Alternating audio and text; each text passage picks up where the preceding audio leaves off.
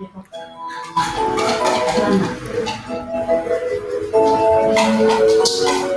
sobat trader, bersama Price Action Warrior, ya, bersama Hendra di sini. Ya.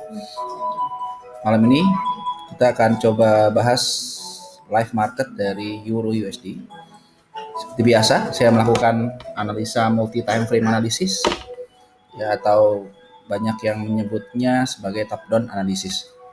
Nah, mari kita lihat pergerakan secara menyeluruh dari Euro USD. Saya mulai dari monthly. Kalau kita lihat dari pergerakan harga yang terjadi di sini, kita dapat satu informasi bahwa ini menjadi titik low terendah dan ini menjadi titik high tertinggi. Nah, kemudian kita melihat di sini ada low, high, higher low, lalu higher high. Sini higher low, ya, higher low, kemudian tidak mampu membuat higher high, lower high, lower low, lower high, higher low, kemudian di sini membuat lower high dan membuat lower low, ya.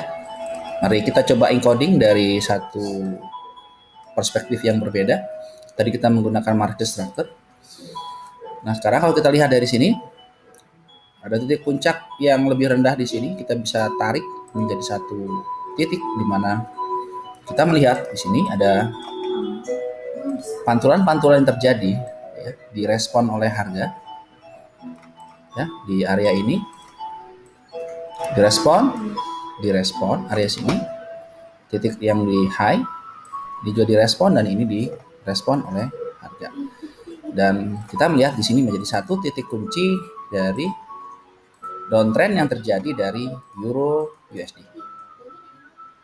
Nah, kemudian mari kita lihat dari sisi dari bawah, ya, dari Desember 2016, Desember 2016 tepatnya. Dari akhir kemudian sampai awal dari Januari 2017. Kalau kita lihat dari sebelah sini, kita look to the left, geser ke sebelah sini. Nah, kita melihat di sini ada satu titik support sini, di mana titik support membuat satu lonjakan harga dan membuat drop base rally. Dan ini terjadi membuat satu decision, ya, retest dari base dan lanjut kemudian naik. Tapi kemudian kenaikan daripada Euro USD tertahan oleh something di area atas ini. Ya, mari kita lihat apa yang terjadi. Mari saya tarik garis ke posisi sebelah kiri, look to the left, dan kita melihat sebelah sini, ya, ada support resisten, signifikan support resisten terjadi, dan inilah yang menahan harga kemudian. Dan kita lihat perjalanan yang terjadi dari fase daripada April, kemudian Juni, dan bulan Juli, ya. Dari Mei, Juni, Juli, 3 bulan yang berjalan ini, kita melihat terjadi bullish, ya, ya. Jadi ada potensi kemungkinan kenaikan dari Euro USD. Ini yang saya melihatnya. Nah, sampai sejauh mana kenaikan ini, kita bisa berasumsi bahwa area ini menjadi satu titik kunci apakah Euro masih mampu melanjutkan harganya naik. Jika nantinya mampu breakout dari lokasi ini, ya, maka ini berpeluang akan terjadi reversal.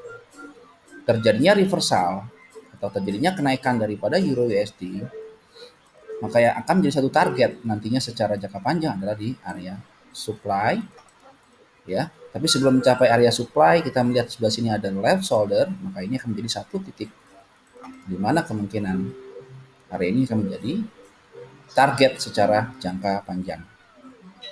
Oke, sekarang mari kita lihat di time frame weekly. Time frame weekly di sini.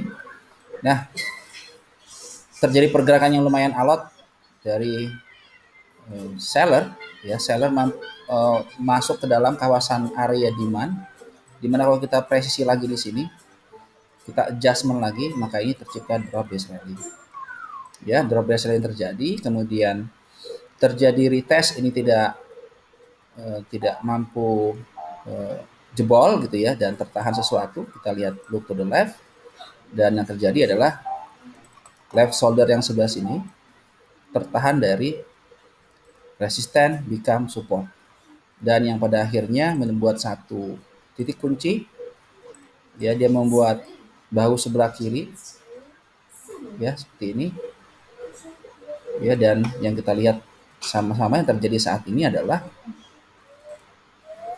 tertahan dari left shoulder seperti itu.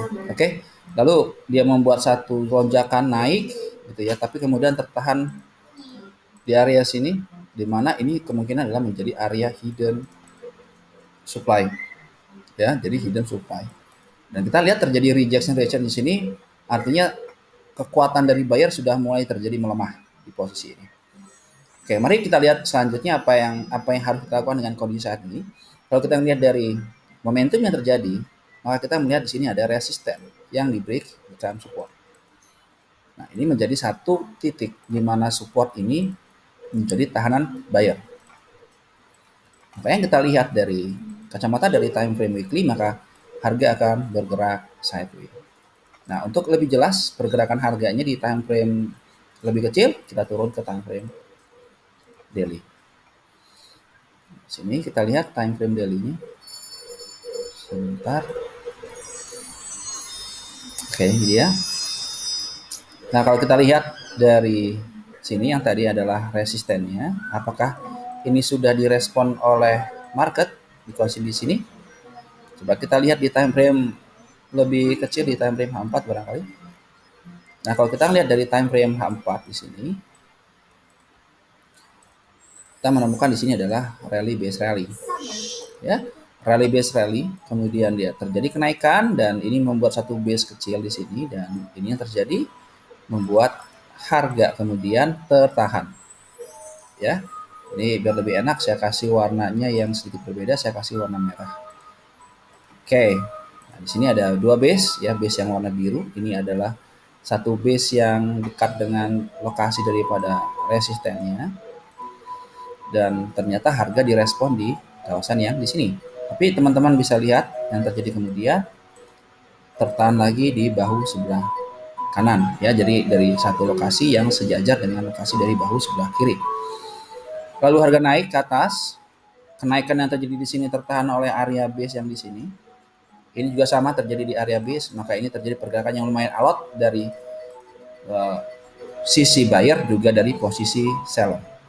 Dan kita melihat sekarang ini adalah kondisi daripada range yang terjadi. Harga bergerak sideways di range di harga sekian di antara 1.3283 dan di antara 1.11941. Oke, next. Di sini kita lihat ada base. Oke, di sini ada base kemungkinan. Kalau kita tarik ini menjadi geser ke sebelah kiri, di sini ada resisten. Oke, ada resisten yang menjadi berpotensi menjadi support. Oke, kita bisa melihat di sini adalah support. Lalu sampai di area sini, ya ini dilakukan retest sekali, kemudian retest 2 kali, maka sekarang zona semakin sempit di area sini. Oke, sekarang kita lihat di time frame 1. Nah, di hal 1 pun juga sama, terjadi pergerakan yang lumayan alot juga di sini, dan kita lihat di sini adalah tertahan dari base ya. Di sini ada base drop.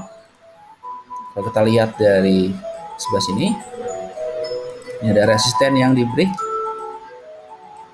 Ya, resisten break become support, support di break become resisten, dan yang terjadi di sini adalah retest. Sini. Oke. Dan ketika dia jatuh, di sini ada base yang di sini mampu menahan harga lagi. That's why area ini menjadi area ranking. Apa yang kita lakukan dengan kondisi saat ini? Kalau teman-teman lihat kondisi saat ini, saya menyarankan untuk lebih baik kita wait and see terlebih dahulu sampai ada satu decision market melakukan satu keputusan breakout. Oke, sekarang mari kita lihat apakah kita melihat satu pattern yang terjadi di sini. Kalau kita lihat dari sini, ini ada satu kondisi dari impulse. Oke, di sini bergerak sideways, ada satu kondisi di mana bergerak sideways. Dan sekarang kalau kita lihat dari sini, ini ada beberapa titik yang kita bisa hubungkan. Ini Ada 1, 2, 3. Oke, di sini sudah terjadi rejection dari proses retest dari trendline, ya trendnya di break, tapi breaknya ini juga masih belum confirm benar-benar break secara signifikan karena tertahan dari base yang di sini.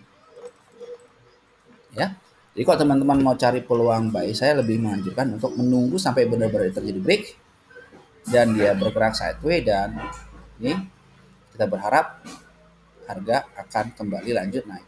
Tapi selama area ini tidak mampu di break, ya sebentar, selama area ini tidak mampu di break, maka saya menyarankan untuk lebih baik untuk wait and see terlebih dahulu, walaupun sebenarnya sudah berhasil dari breakout dari trendline. Ya, karena kita tidak tahu secara pasti apakah zona base ini benar-benar sudah berhasil dijebol atau tidak, karena kita melihat di sini terjadi retest 1 dan 2 kali. Ya, bisa saja kalau teman-teman melakukan buy di sini, harga mungkin yang akan dituju adalah area ini. Sampai sini kita nggak tahu. Ya, market bisa turun atau market juga bisa naik. That's why area ini menjadi satu tahanan dari posisi seller. Apakah mungkin bisa ketika dia naik dan jatuh lagi? Ya bisa saja. Dan tentu saja kalau itu jatuh area sini, maka ini menjadi satu base yang lain yang perlu dicermati. Ya, oke, saya pikir sharing buat malam ini cukup sekian dari roadmap dari Euro USD. Terima kasih, selamat malam, bye.